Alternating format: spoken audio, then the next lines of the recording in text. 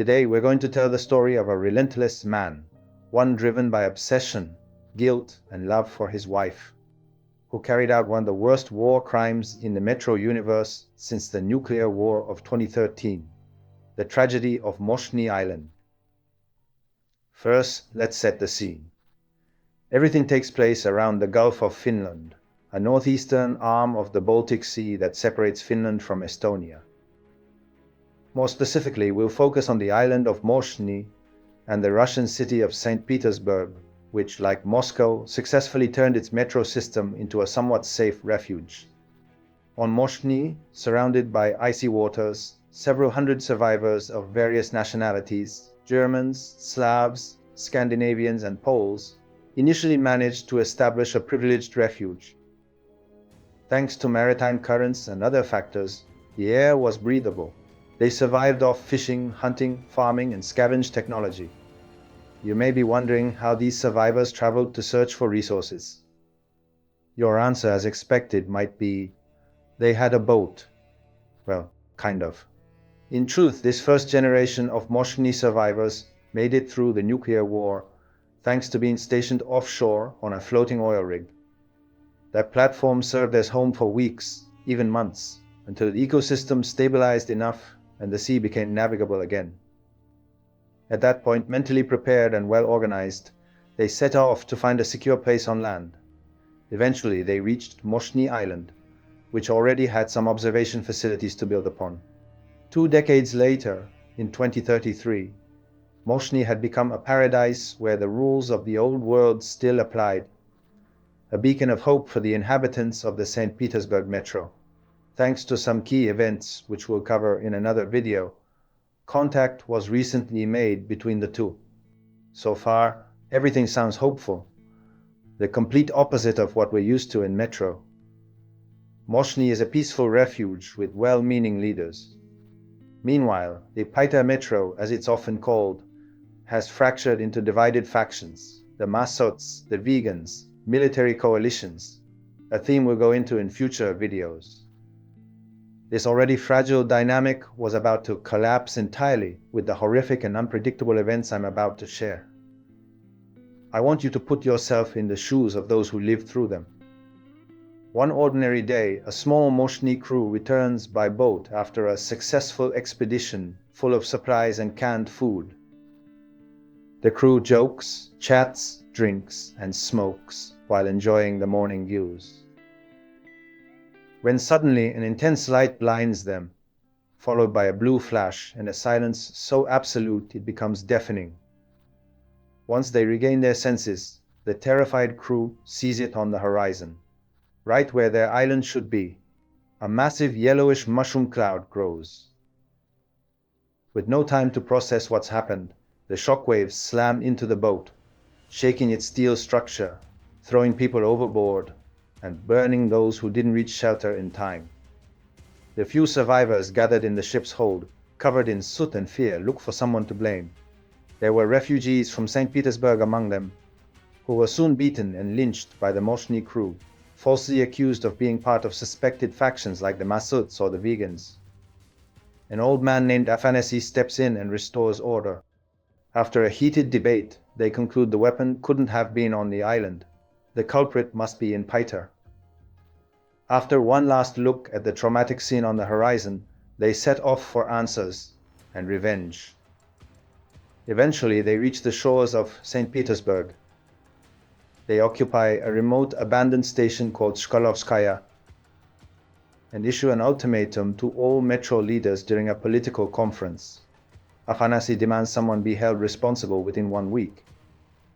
If no answer comes, mustard gas will be released through the ventilation shafts, wiping out the entire metro population. Naturally, this sparks chaos and panic, the perfect environment for our main character to thrive. The man responsible for the nuclear attack on Moshni, Pakam the Black Destroyer.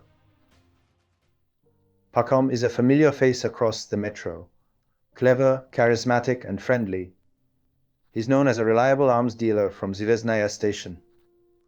His clients are always amazed by how he gets hold of everything they request, and rumors abound about the source of his gear. But behind the warm smile, Pakam hides a dark alter ego. The Black Destroyer, a man clad in black, anti-abrasive steel armor, armed with a massive flamethrower like the one seen in Metro Exodus. When he's in destroyer mode, he hardly speaks, and when he does, it's through a voice modulator to stay unrecognizable. Pakhom appears out of nowhere in metro stations and exterminates his targets in terrifying fashion, burning them to ashes. His official justification is that he's a white flag soldier tasked with eliminating viral outbreaks using old biohazard detection gear. But that's just a cover. The truth is his victims are people who got too close to discovering a legendary place, 030, or its codename Eden, a hidden facility buried deep beneath the metro. Every time someone approaches the truth about Eden, the destroyer appears to make sure they disappear. Let's briefly talk about Eden before continuing. Eden is not just a military base. It's a fully functional underground city. It has electricity, ventilation, farming system, schools, a true safe haven. Their children don't even know what a rat is. They've never seen true darkness. It's a utopia, one where people still smile. Pakhom is one of Eden's original founders, but he chose to live in exile to protect it from the outside, to ensure its political and strategic safety. He became a monster without emotions to shield Eden and his family.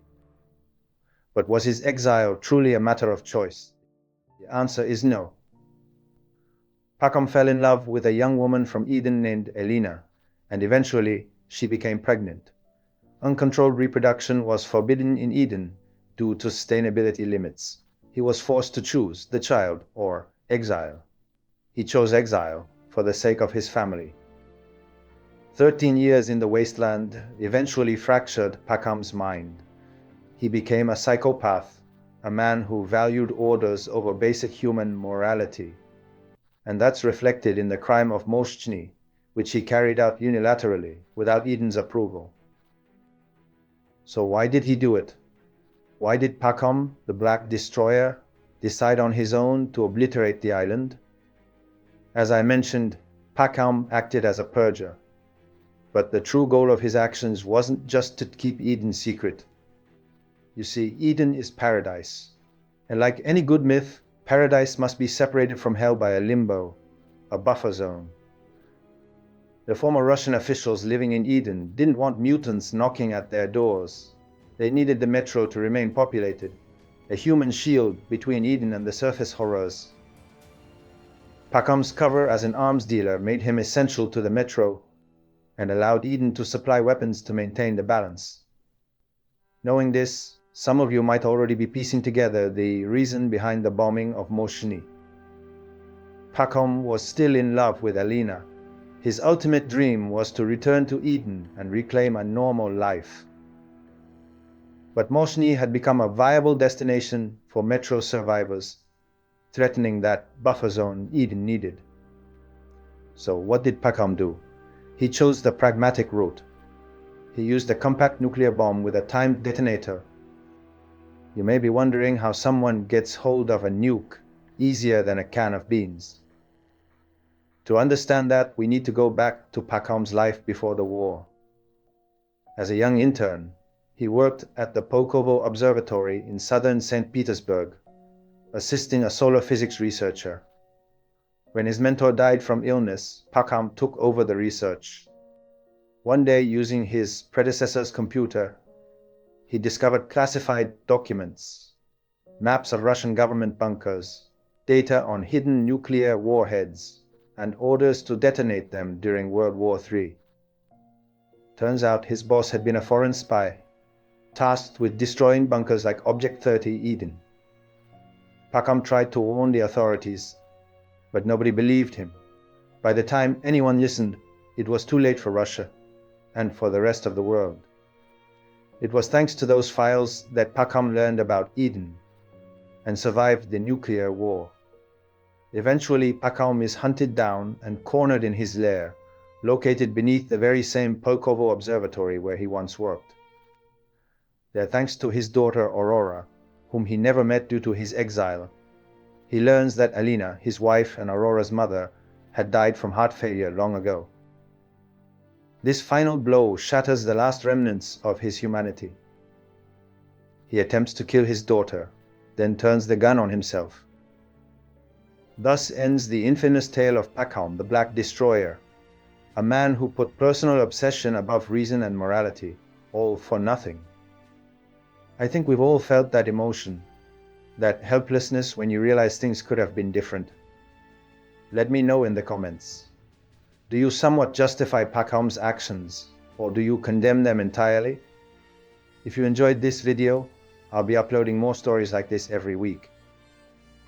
Together we'll fill in the missing lore of the Metro universe, and who knows, maybe shape the next game. Subscribe and ring the bell so you don't miss anything. See you next time, stalkers.